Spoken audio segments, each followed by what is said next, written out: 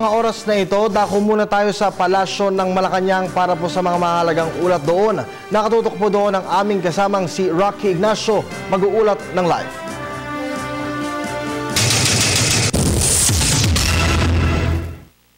Maraming salamat, Kirby. Muling personal na dumulog si Pangulong Aquino kay Indonesian President Joko Widodo sa kaso ni Mary Jane Veloso. Sa text message na ibinigay ni PCOO Secretary Sani Coloma na kasama ng Pangulo sa nagaganap na ASEAN Summit sa Malaysia, sinabi niya na sinabi ng Pangulo na nagkausap na sila ni President Widodo kaninang umapila daw ang Pangulo na pairalin ang humanitarian consideration para kay Veloso.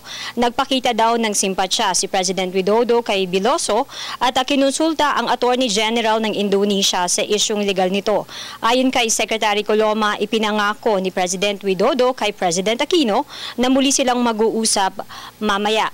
Dahil sa development na ito, Kirby, ay umapila kanina sa press briefing si Presidential spokesperson Edwin Lacerda na magdasal tayong lahat para kay Mary Jane Veloso at pati na rin kay President Widodo. It's a time for us to all, as a nation, pray really for what we call in Catholic theology as a metanoia or a change of heart from President Widodo.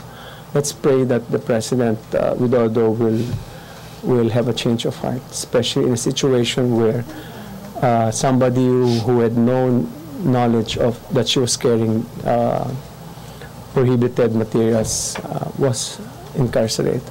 So at this point, may we ask everyone to pray for Mary Jane Veloso and also pray for President Widodo's conversion, at least. And we just hope for a positive outcome. Kanina rin sa briefing ay ipinaabot ng Pilipinas ang pakikiramay sa mga biktima ng lindol sa Nepal. Ayon kay Secretary Lacerda, magpapadala ng team ang Pilipinas para magbigay ng humanitarian assistance.